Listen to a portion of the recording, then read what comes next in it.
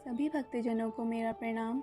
आज हम श्री गर्ग संहिता में गोलोक खंड के अंतर्गत 12वां अध्याय श्री कृष्ण जन्मोत्सव की धूम, गोप गोपियों का उपायन लेकर आना, नंद और यशोदा रोहिणी द्वारा सबका यथावत सत्कार, ब्रह्मादि देवताओं का भी श्री कृष्ण दर्शन के लिए आगमन की कथा करेंगे। श्री नारद जी कहते हैं, राजन, तदनंतर गोष्ठ में विद्यमान नंद जी ने अपने घर में पुत्रोत्सव होने का समाचार सुनकर प्रातः काल ब्राह्मणों को बुलवाया और स्वस्ति वाचन पूर्वक मंगल कार्य कराया। विधि पूर्वक जात कर्म संस्कार संपन्न करके महामनस्वी नंदराज ने ब्राह्मणों को आनंद पूर्वक दक्षिणा देने के साथ ही 1,00,000 गौएं दान की। 1 कोस लंबी भूमि में सप्त धान्यों के पर्वत खड़े किए गए। उनके शिखर रत्नों और सुवर्णों से सज्जित किए गए। उनके साथ सरस एवं स्निग्ध पदार्थ भी थे। वे सब पर्वत नंद जी ने विनीत भाव से ब्राह्मणों को दिए। मृदंग, वीणा, शंख और दुंदुभी आदि बजाकर बारंबार बजाए जाने लगे। नंद द्वार पर गायक मंगल गीत गाने लगे। वरांगनाएं नृत्य करने लगीं। पताकाओं, सोने के कलशों, चंदोवों और बंधनवारों तथा अनेक रंग के चित्रों से नंद मंदिर उद्भासित होने लगा। सड़कें, गलियां, द्वार, देहलियां, दीवारें, आंगन और वेदियां अर्थात चबूतरे, इन पर सुगंधित जल का छिड़काव करके सब ओर से वस्त्रों और झंडियों द्वारा सजावट कर दी गई थी, जिससे ये सब चित्र मंडप या चित्रशाला के समान शोभा पा रहे थे। गौओं के सींगों में सोना मढ़ दिया गया था। उनके गले में सुवर्ण की माला पहना दी गई थी। उनके गले में घंटी और पैरों में मंजीर की झंकार होती थी। उनकी पीठ पर कुछ कुछ लाल रंग की झूले ओढ़ाई गई थी। इस प्रकार समस्त गौओं का श्रृंगार किया गया था। उनकी पूँछें पीले रंग में रंग दी गई थीं। उनके साथ बछड़े भी थे। उनके अंगों पर तरुणी स्त्रियों के हाथों की छाप लगी थी। हल्दी, कुमकुम तथा विचित्र धातुओं से वे चित्रित की गई थी। मोर पंख और पुष्पों से अलंकृत तथा सुगंधित जल से अभिषिक्त धर्म धुरंधर मनोहर वृषभ श्री नंद राय जी के द्वार पर इधर उधर सुशोभित थे। गौ के सफ़ेद बछड़े सोने की मालाओं और मोतियों के हारों से विभूषित हो इधर उधर उछलते कूदते फिरते थे। उनके पैरों में भी मंजीर बांधे गए थे। नंद राय जी के यहाँ पुत्रोत्सव का समाचार सुनकर वृषभानुवर रानी कलावती कीर्तिदा के साथ हाथी पर चढ़कर नंद मंदिर में आए। ब्रज में जो 9 नंद, 9 उपनंद और 6 वृषभानु थे, वे सब भी नाना प्रकार की भेंट सामग्री के साथ वहाँ आए। वे सिर पर पगड़ी तथा उसके ऊपर माला धारण किए थे। पीले रंग के जामे पहने थे। केशों में मोर पंख और गुंजा बांधे तथा वनमाला से विभूषित थे। हाथों में वंशी और बेंत की छड़ी लिए सुंदर पत्र रचना के साथ तिलक लगाए कमर में मोर पंख बांधे गोपालगण भी वहाँ आ गए। वे नाचते गाते और वस्त्र हिलाते थे। मूछ वाले तरुण और बिना मूछ के बालक भी भांति भांति की भेंट लेकर वहाँ आए। बूढ़े लोग हाथ में डंडा लिए अपने साथ माखन, दूध, दही और घी की भेंट लेकर नंद भवन में उपस्थित हुए। वे आपस में ब्रजराज के यहाँ पुत्रोत्सव का संवाद सुनाते हुए प्रेम से विहल हो नेत्रों से आनंद के आंसू बहाते थे।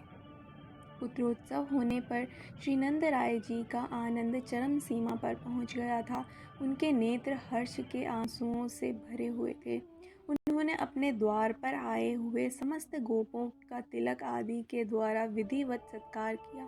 गोप बोले, हे ब्रजेश्वर, हे नंदराज, आपके यहाँ जो पुत्रोत्सव हुआ है, यह संतानहीनता के कलंक को मिटाने वाला है। इससे बढ़कर परम मंगल की बात और क्या हो सकती है। देव ने बहुत दिनों के बाद आज आपको यह दिन दिखाया है। हम लोग श्री नंद नंदन का दर्शन करके आज कृतार्थ हो जाएंगे। जब आप दूर से आकर पुत्र को गोद में लेकर मोद पूर्वक लाड़ लड़ाते हुए हे मोहन कहकर पुकारेंगे, उस समय हमें बड़ा सुख मिलेगा। श्री नंद जी ने कहा, बंधुओं, आप लोगों के आशीर्वाद और पुण्य से आज यह आनंददायक शुभ दिवस प्राप्त हुआ है। मैं तो ब्रजवासी गोप गोपियों का आज्ञा पालक सेवक हूँ। श्री नारद जी कहते हैं, राजन, श्री नंद राय जी के यहाँ पुत्र होने का अद्भुत समाचार सुनकर गोपियों के हर्ष की सीमा नहीं रही। वे उनके हृदय, उनके तन मन परमानंद से परिपूर्ण हो गए। वे घर के सारे काम काज तत्काल छोड़कर भेंट सामग्री लिए तुरंत ब्रजराज के भवन में जा पहुंची। नरेंद्र अपने घर से नंद मंदिर तक इधर उधर बड़ी उतावली के साथ आती जाती। सब गोपियां रास्ते की भूमि पर मोती लुटाती चलती थीं। शीघ्रतापूर्वक आने जाने से उनके वस्त्र, आभूषण तथा केशों के बंधन भी ढीले पड़ गए थे। उस दशा में उनकी बड़ी शोभा हो रही थी। झंकारते हुए नूपुर, नए बाजूबंद, सुनहरे लहंगे, मंजीर, हार, मणिमय कुंडल, करधनी, कंठसूत्र, हाथों के कंगन तथा भाल देश में लगी हुई बेंदियों की नई नई छटाओं से उनकी छवि देखते ही बनती थी। नरेश्वर, वे सब की सब राई, नोन, हल्दी के विशेष चूर्ण, गेहूं के आटे, पीली सरसों तथा जौ आदि हाथों में लेकर बड़े लाड़ से लाला के मुख पर उतारती हुई उसे आशीर्वाद देती थी। यह सब करके उन्होंने यशोदा जी से कहा। गोपियाँ बोली, यशोदा जी, बहुत उत्तम, बहुत अच्छा हुआ, अहो भाग्य, आज परम सौभाग्य का दिन है। आज आप धन्य हैं और आपकी कोख धन्य है जिसने ऐसे बालक को जन्म दिया। दीर्घ काल के बाद देव ने आज आपकी इच्छा पूरी की है। कैसे कमल जैसे नेत्र हैं इस श्याम सुंदर बालक के, कितनी मनोहर मुस्कान है इसके होठों पर, बड़ी संभाल के साथ इसका लालन पालन कीजिए। श्री यशोदा जी ने कहा, बहन, आप सबकी दया और आशीर्वाद से ही मेरे घर में यह सुख आया है, यह आनंदोत्सव प्राप्त हुआ है। मेरे ऊपर आपकी सदा ही बड़ी दया रही है। इसके बाद आप सबको भी दैव कृपा से ऐसा ही परम सुख प्राप्त हो, यह मेरी मंगल कामना है। बहन रोहिणी, तुम बड़ी बुद्धिमती हो, सब कार्य बड़े अच्छे ढंग से करती हो। अपने घर आई हुई ये ब्रजवासिनी गोपियाँ बड़े उत्तम कुल की हैं। तुम इनका पूजन, स्वागत सत्कार करो। अपनी इच्छा के अनुसार इन सबकी मनोवांछा पूर्ण करो। श्री नारद जी कहते हैं, राजन, रोहिणी जी भी राजा की बेटी थी। उनके हाथ तो स्वभाव से ही दानशील थे। उस पर भी यशोदा जी ने दान करने की प्रेरणा दे दी। फिर क्या था, उन्होंने अत्यंत उदार चित्त होकर दान देना आरंभ किया। उनकी अंग कांति गौर वर्ण की थी, शरीर पर दिव्य वस्त्र शोभा पाते थे और वे रत्नमय आभूषणों से विभूषित थीं। रोहिणी जी साक्षात लक्ष्मी की भांति ब्रजांगनाओं का सत्कार करती हुई सब ओर विचरने लगीं। साक्षात परिपूर्णतम भगवान श्री कृष्ण के ब्रज में पधारने पर सब ओर मानव वाद्य बजने लगे। बड़े जोर जोर से जय जयकार की ध्वनि होने लगी। उस समय गोप दही, दूध और घी से तथा गोपांगनाएं ताजे माखन के लौंदों से एक दूसरे को हर्षोल्लास से भिगोने और उच्च स्वर से गीत गाने लगी। नंद भवन के बाहर और भीतर सब ओर दही की कीच मच गई। उसमें बड़े और मोटे शरीर वाले लोग फिसलकर गिर पड़ते थे और दूसरे लोग खूब ताली पीट पीट कर हंसते थे। महाराज, वहाँ जो पौराणिक सूत वंशों के प्रशंसक, मागध और निर्मल बुद्धि वाले तथा अवसर के अनुरूप बातें कहने वाले बंदीजन पधारे थे, उन सबको नंद राय जी ने प्रत्येक के लिए अलग अलग 1,000 गौएं प्रदान की। वस्त्र, आभूषण, रत्न, घोड़े और हाथी आदि सब कुछ दिए गए। समस्त बंदियों तथा मागध जनों को धनी गोप ब्रजेश्वर नंद राय जी ने बहुत धन दिया। धनराशि की वर्षा कर दी गई। वह ब्रज की गली गली में, घर घर में निधि, सिद्धि, वृद्धि, भुक्ति और मुक्ति ये लौटती सी दिखाई देती थी। उन्हें पाने की इच्छा वहाँ किसी के भी मन में नहीं होती थी। उस समय सनत कुमार, कपिल, शुक और व्यास आदि को तथा हंस, दत्तात्रेय, पुलत्स्य और मुझ नारद को साथ लेकर ब्रह्मा जी वहाँ गए। ब्रह्मा जी का वर्ण तप्त सुवर्ण के समान था। उनके मस्तक पर मुकुट तथा कानों में कुंडल जगमगा रहे थे। वे वेदकर्ता चतुर्मुख ब्रह्मा हंस पर आरूढ़ हो संपूर्ण दिग्मंडल को देदीप्यमान करते हुए वहाँ आए थे।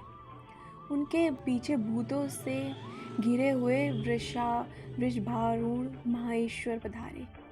फिर रथ पर चढ़े हुए साक्षात सूर्य, ऐरावत हाथी पर सवार देवराज इंद्र, वायुदेव, महेशवाहन यम, पुष्पकारूढ़ कुबेर, मृगवाहन चंद्रमा, बकरे पर बैठे हुए अग्निदेव, मगर पर आरूढ़ वरुण, मयूरवाहन कार्तिकेय, हंसवाहिनी सरस्वती, गरुड़ारूढ़ लक्ष्मी, सिंहवासिनी दुर्गा, गोरूप धारिणी पृथ्वी और जो विराजमान विमान पर बैठी थी, वे सब वहाँ पे आए।